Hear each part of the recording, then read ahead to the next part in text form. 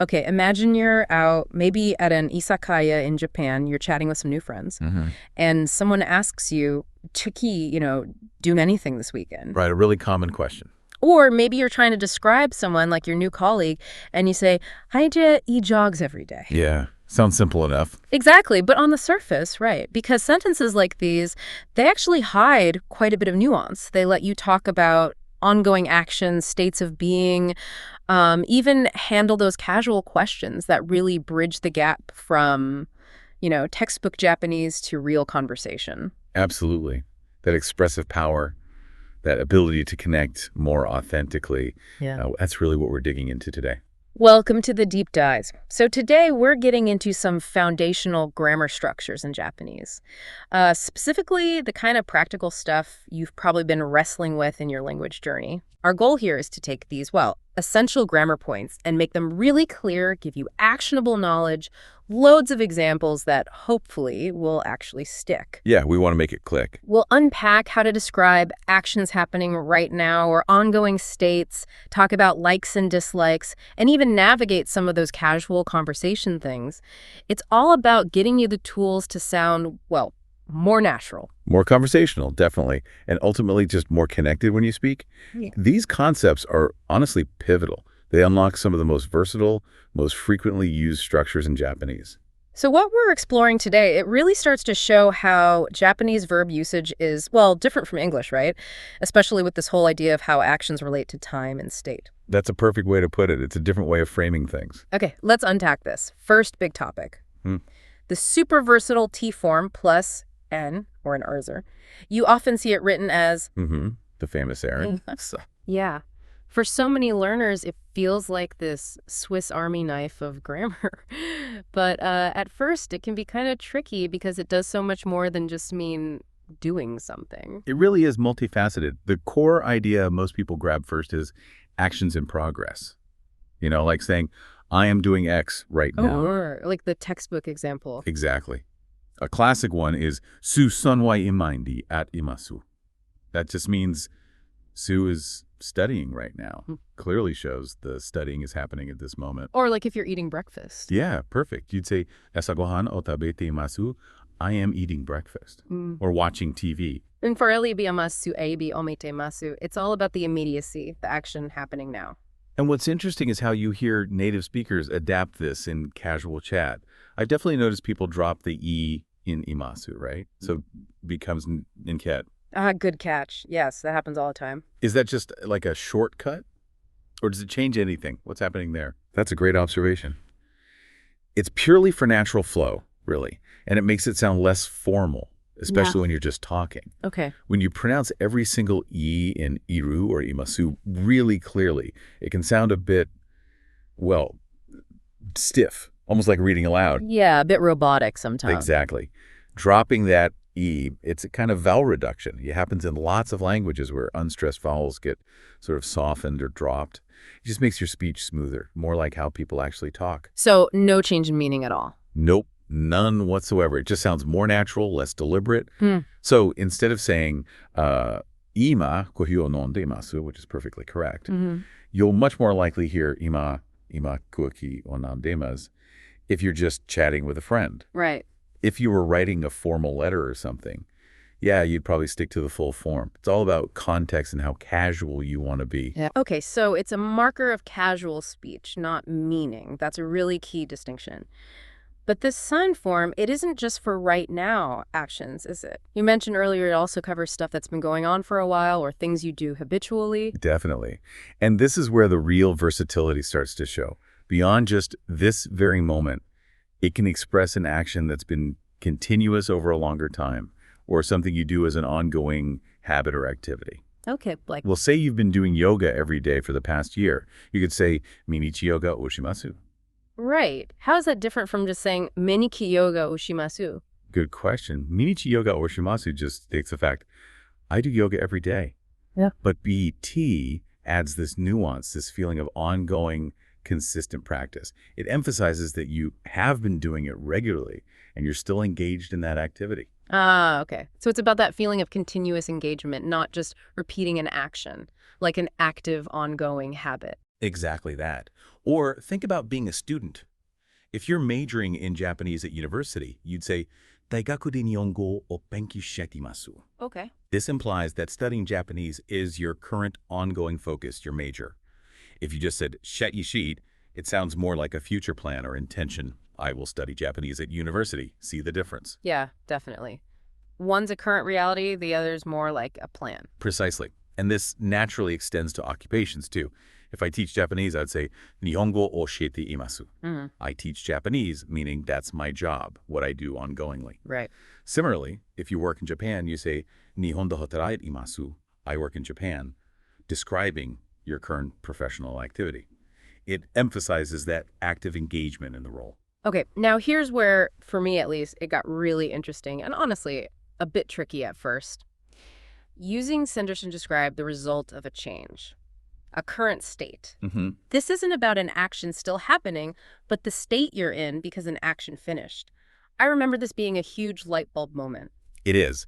It's a critical distinction, and it often requires like a mental shift for English speakers because our closest translation might still sound like an ongoing action, even when it's describing a state in Japanese. Right. So to get this, we need to think about two types of verbs: activity verbs and change verbs. Okay. Activity verbs are actions that last for some time, things you can keep doing like wait tree, to do, to eat, to speak. For these, means the action is continuing. I am doing, I am eating, I am speaking. The action is literally still in progress. Makes sense. But change verbs are different. These describe actions that happen, complete almost instantly and immediately change the state. Think about verbs like okiru to wake up, swaru to sit down, kariru to borrow, kekonsuru to get married, or sumu to live. Right, those are quick actions. Exactly. And for these change verbs, the face form expresses the current state or result of that completed action. It's not the action in progress. The action was momentary. The resulting state is what's ongoing. Okay, so let's take okiru to wake up. If I say okit imasu, it doesn't mean I'm currently in the process of waking up, like slowly becoming conscious. Precisely. That's the key insight. Means I woke up and I am now in the state of being awake. Simply put, I'm up. I'm awake. The action of waking up is finished. The state of being awake is what continues. It's like, boom, you perform the wake-up action, and your state instantly flips from asleep to awake. He describes you being in that new resulting state. That clears it up so much when you frame it as the resulting state. Okay, let's run through a few more of those change verbs. How about swaru to sit down? Sure. So you walk into a room, you perform the action of sitting down. Now you are in the state of being seated.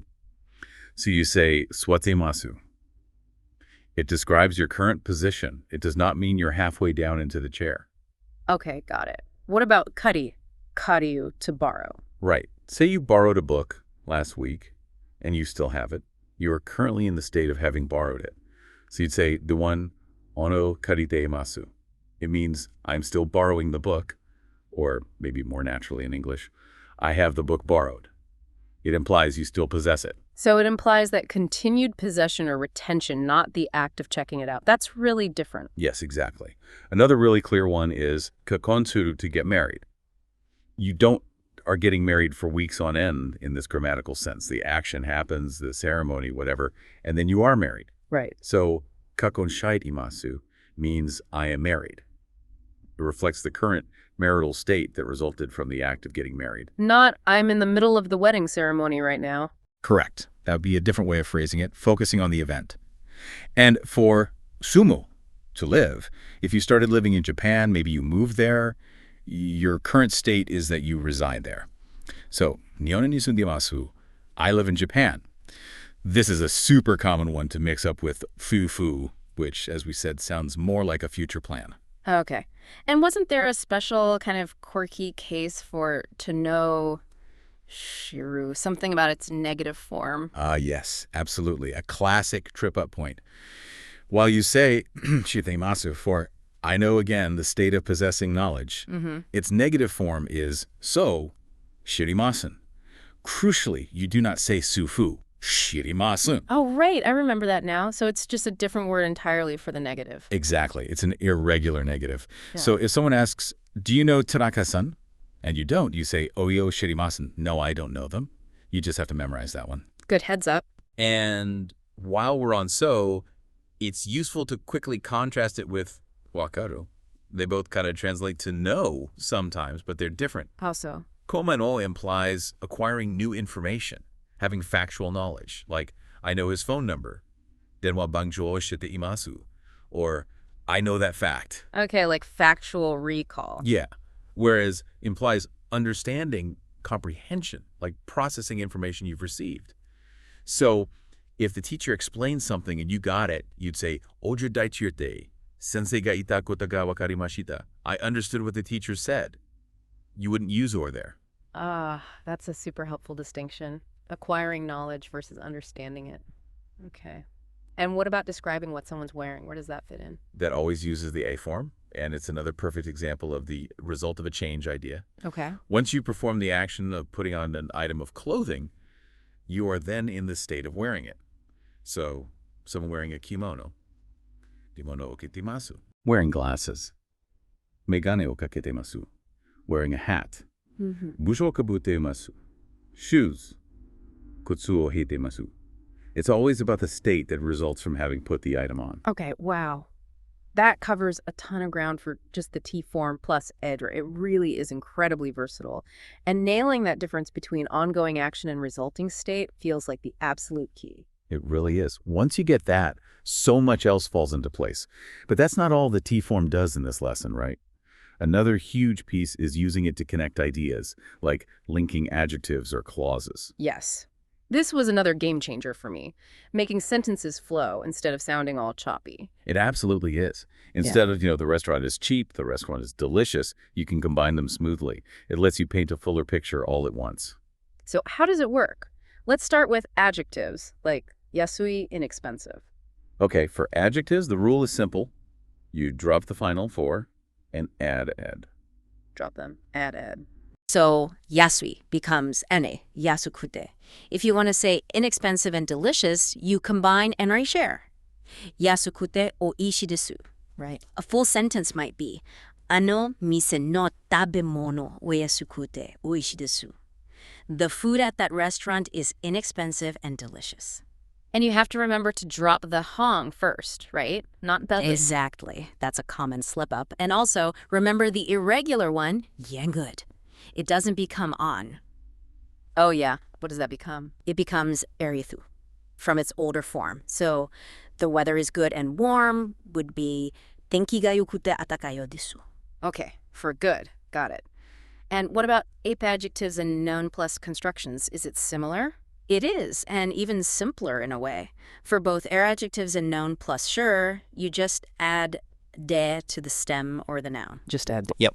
So for an adjective like oru, genki na energetic, it becomes waiter. Genki de. Energetic and kind would be oinjinda is Japanese. You replace the o with aso, it becomes webonjinda. If you wanted to say he is Japanese and a student, you could say icho kari wa nihonjin de. And the example from the outline was combining different types, right? Robert is tall and cool. Right. Rubato-san wa se ga takakute kakoi desu.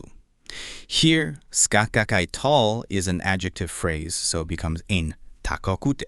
And kakoi cool is also an adjective, so it just stays at the end. Okay, so you can string these together to make really rich descriptions. Like instead of he's tall, he's cool, he's kind, you get one smooth sentence. Precisely. You could say, shinsei ga taku kakuyokute shinsetsu desu.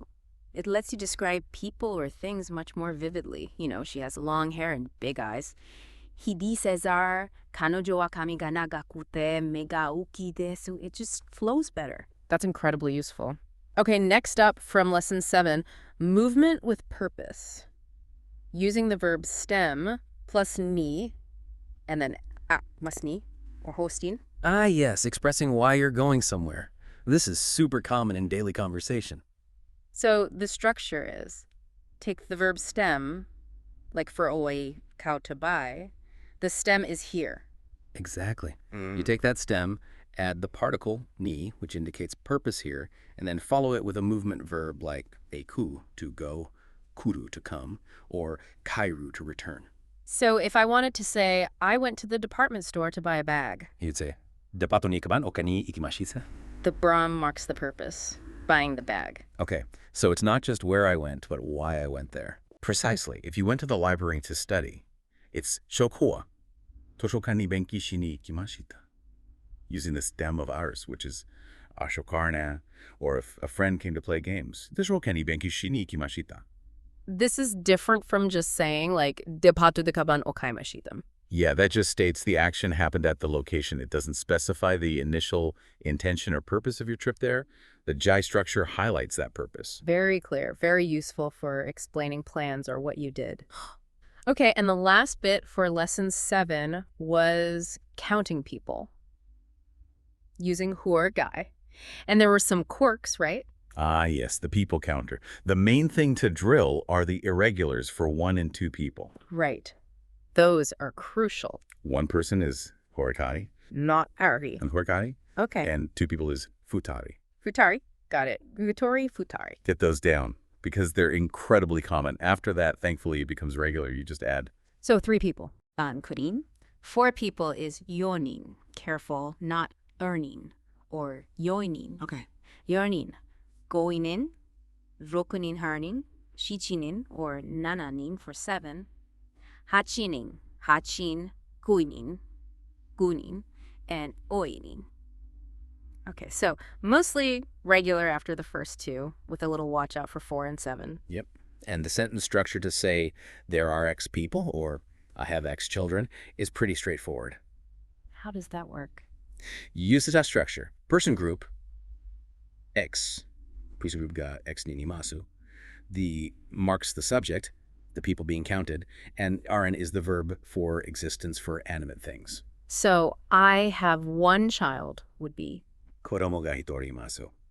Using that irregular hitori, there are 3 people in the room. Sorry, hiani saninimasu. Okay, that seems manageable once you memorize hitori and futari. Exactly. Those are the main hurdles. All right. That wraps up our deep dive into lesson 7. Man, that T-form really is a workhorse, doing so much from ongoing actions to resulting states and connecting ideas. Getting that down feels foundational. It really is. These aren't just isolated rules.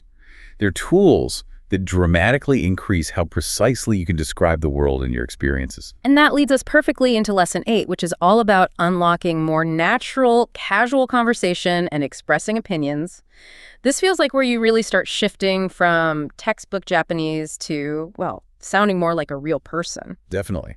We're talking about short forms or plain forms. These are absolutely essential if you want to have natural, relaxed conversations with friends or family. It's like the difference between saying, would you care for some tea versus want some tea? Exactly. Yeah. It signals closeness, familiarity, but they're not just for casual chat.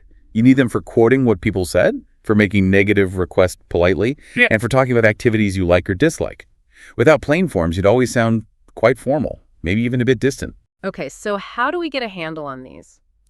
Let's break down the conjugations, starting with present tense. Positive and negative.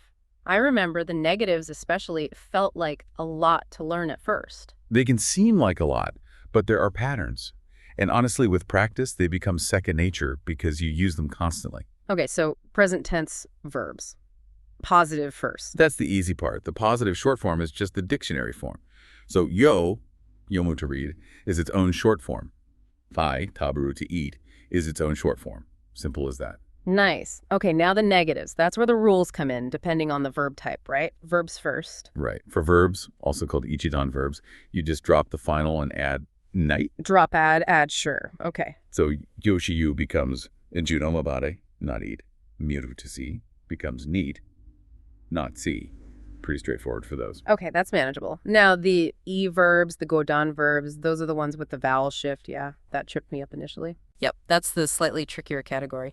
For adverbs, you change the final U sound vowel to its corresponding A sound vowel before adding A. And naba. So, kaku to write. The final U sound is in oku. Change that vowel to A, making it aka. Then add R. So, yukara, not right. Ah, okay. So, nomu to drink. Mu becomes ma. Exactly. nomanai, not drink. Hanasu, to speak. Su becomes sa. Hudatempe. Fudetukamsa. Good. Now there's one little wrinkle. Verbs that end with the actual vowel, like akuta or I, to sing. Oh yeah, what happens there? Does awa become... Logically, you'd think so, but no. For verbs ending in the vowel, it changes to wa before r. Ah, okay. So r becomes... Owanai, not by. And E becomes I utawanai, not saying. That ending is specific to those verbs ending in air. It's a common spot for mistakes.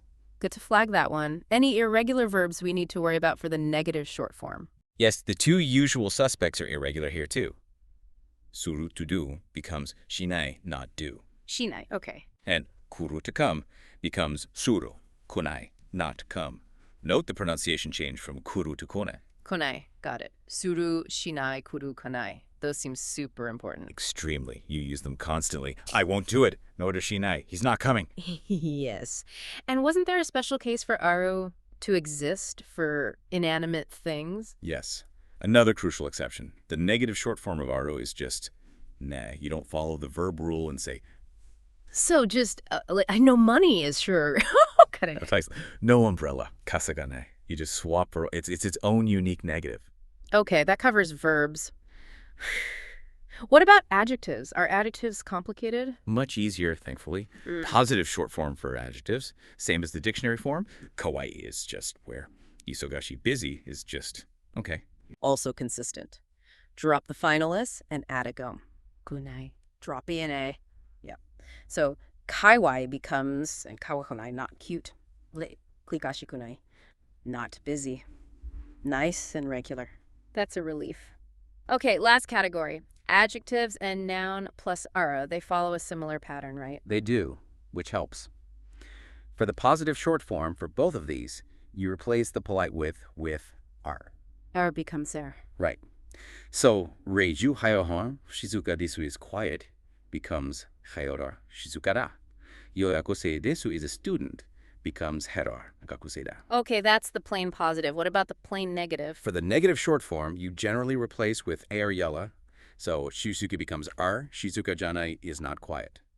Iogozi janai is not a student. So just at the end. Pretty much.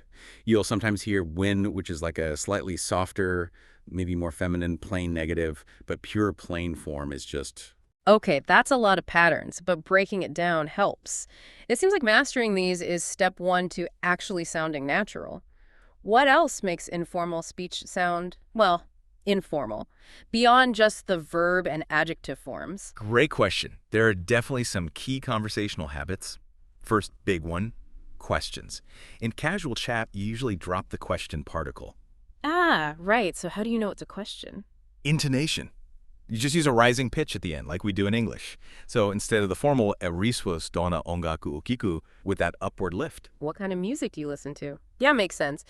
So are you doko ni ikimasu ka becomes Boko ni iku, where ya going? It makes the conversation flow much more smoothly. definitely less clunky. What else? Another thing is that ending for adjectives and nouns, in casual speech, especially at the very end of a sentence, it often gets dropped. Just omitted. Yeah, if the context is clear.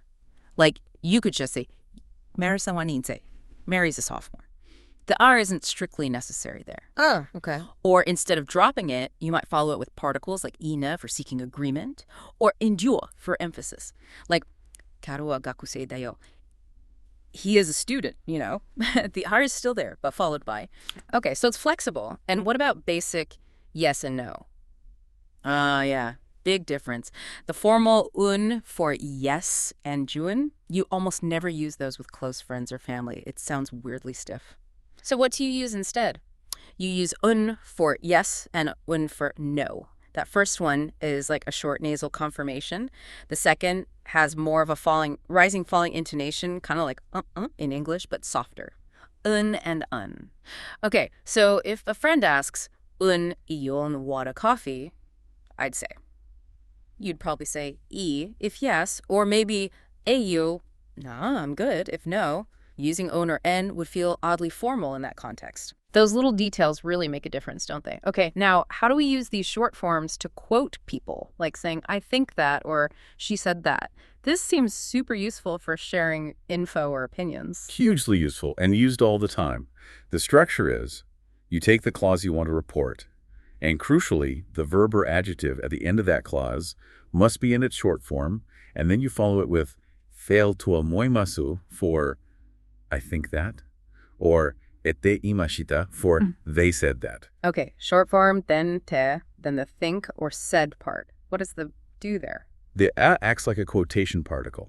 Think of it like the word that in English, indirect quotes. She said that, or like quotation marks or direct quotes. It marks the preceding clause as the content of the thought or speech. Okay, so the example was, Sue said that there will be an exam tomorrow. How does that translate? Right. So there will be an exam. In polite form is he shita shiken ga arimasu. The short form of ar is aru. So you take that short form, shita shiken ga aru. Then add aru shiken to ite imashita. So, you're quoting Sue's statement using the plain form within the quote. Another example, I think it will rain tomorrow.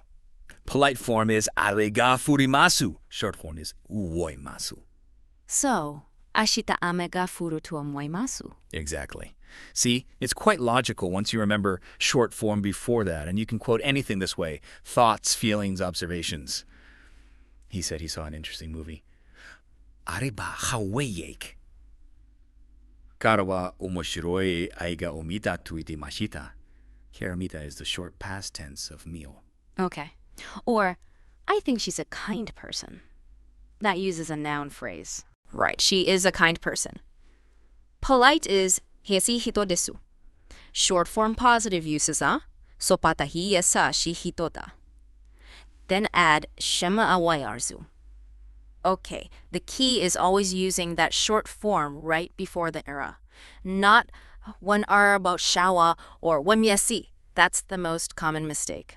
Always short form before bunya or da hongoya. Great tip.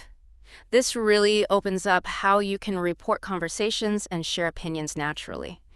Okay, what about asking someone not to do something politely, like stopping that flash photo in the museum? For polite negative requests, you use the negative verbal short form, the form we just covered, followed by todasai. Negative short form plus sixer. Yep. So to take pictures is shashino toru. The negative short form is toranai. Okay. So please don't take pictures here. Becomes koku de shashino toranai kudasai. Toranedu kudasai. It sounds polite but clear. It is.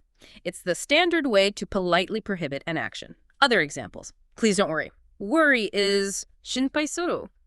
Negative short form is shinpai shinai. Perfect. Or, please don't forget your bag. Forget is washiresher. Negative short form is washireta. Washinai, kaban o washirenai kudasai. Okay. And in really casual situations, like with close friends, you might even just drop the jar and just say the negative short form plus, like shinpai shinai, don't worry. But sureness is the polite standard. Get to know both levels. All right, moving on to expressing likes and dislikes, but for activities, not just things. This feels like a big step up from just saying, I like cats. It is, because now you can talk about hobbies, what you enjoy doing. Up till now, you might know neko ga suki desu, I like cats. But to talk about liking an action, you need to sort of turn that action into a noun first. How do you do that? You use the short form of the verb, followed by the particle. No, this acts as a nominalizer. It basically bundles up the verb phrase and makes it function like a noun. Short form plus okay. Then you treat that short form plus chunk as the thing you like or dislike. So you follow it with gasuki desu like or gakirai desu dislike. Okay, let's try one. I like studying Japanese. Study is benki suru. Short form is the same. Right. So benkship plus becomes the act of studying. Exactly. Nihongo o benki suru no ga suki desu. Exactly. The turns studying Japanese into the subject that you like. It's super flexible. I like singing songs. Yuta utau no ga suki desu. I dislike watching movies. Idoki wa eiga o miru no ga kirai desu. And the common mistake is forgetting they, or maybe using instead of the. Both are common. You need the R to nominalize the verb, And you need dwell because that nominalized phrase is now the subject of your preference. So it's always verb short form plus ing plus hoja plus war. Got it. And does the same structure work for saying you're good or bad at doing something? Absolutely. Same nominalization process. Short form of the verb plus eta desu. But instead of sopa, you use uosuo desu for good at, or hira desu for poet. Okay, so the example, Robert is good at cooking meals. Cook meals is rutriya tsukuro, short form is the same. Yep. So dorshi plus pui plus isu plus inking. Perfect. Or maybe, I'm bad at playing tennis. Play tennis is sejizo suru. Wampirisu du suru. Zuwataji. Watashi wa tenisu suru no ga hita desu. Okay. This structure is really powerful for talking about hobbies, skills, weaknesses, stuff that comes up all the time. Indispensable for everyday conversation, truly. Okay, let's circle back to the particle. We know it marks the subject, but Lesson 8 seemed to put a bit more spotlight on it, especially regarding emphasis. What was the deeper insight there? That's right. While definitely marks the subject, it has specific uses where it really emphasizes the subject, putting a spotlight on it, particularly when that subject is new or unknown information. Like the blank on the information sheet idea. Exactly. That's a good way to think about it. This often happens in questions using words like der who or nani what, where the subject itself is the missing piece of information. Can you give an example of that? Sure. If you want to ask who went to Okinawa, the who is the unknown subject. So you use deri ga Okinawa ni ikimashita ka. Okay, marks the unknown subject, who. Precisely. And the answer would likely also use to highlight the subject that fills that blank. For instance, Robato-san ga Okinawa ni ikimashita. This emphasizes that Robert specifically went to Okinawa. Ah, so if maybe we both knew someone went, but I didn't know who, using of with Robert highlights him as the new specific information. Exactly. It draws attention to the subject as the focus, the answer to the implied who or what. This contrasts with wa, which marks the topic what you're generally talking about. If Robert was already the topic of conversation, you might use ob to say something generally about his activities. Robert went to Okinawa. But if the core point is who went, puts the spotlight on Robert. That's a subtle but really important distinction for conveying emphasis correctly. Okay, finally for Lesson 8, we had nanika and ani malomo. For something, anything, and not anything.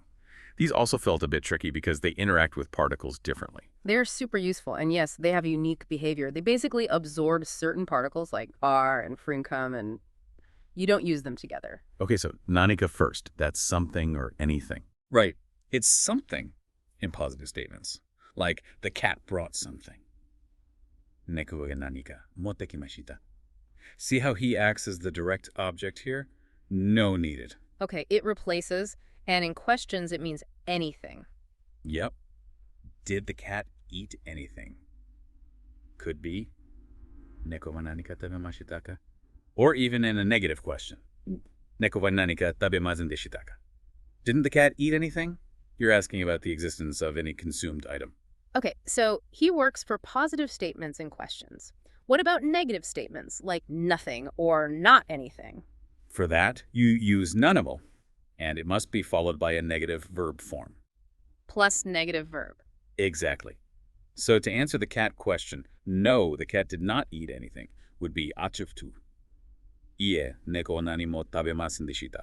Hugh means not anything or nothing in this context. Okay, so I didn't buy anything would be. Nami wa kemasen deshita. And again, he absorbs the particle, right? You wouldn't say ko or... Correct. He and donwei replace those core particles when they function as the subject or object related to something, anything, nothing. Understanding that simplifies using them a lot. That is a great tip. Wow. Okay, we've really covered a lot today, diving deep into these foundational grammar points from lessons 7 and 8. It's so clear they aren't just isolated rules, but building blocks for much richer, more natural communication. That's absolutely right.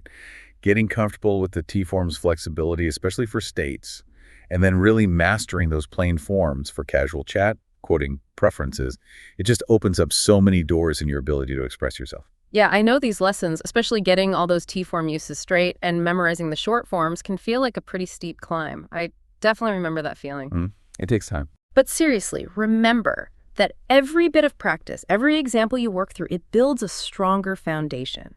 Don't get discouraged if it takes a while for these concepts to really sink in. That's totally normal, especially for stuff this crucial. Absolutely. Because the ability to actually use these ideas in conversation, that's what really transforms your Japanese communication. Patience and consistent practice are definitely key here. Keep reviewing the conjugations, maybe make flashcards, but also actively look for these forms when you're listening to or reading Japanese. Watch anime, listen to podcasts, read manga, see how native speakers actually use them. Yeah, and don't be afraid to try using them yourself, even if you make mistakes at first. Exactly. That's how you learn. So as you keep going on your Japanese journey, think about how these grammar tools aren't just about making sentences. They're really about connecting with people, with the culture. Think about how cool it would be to just casually chat with a friend about what you did over the weekend or what you thought of a movie using these natural forms. What's maybe one everyday interaction you can imagine having now using these structures that felt out of reach before?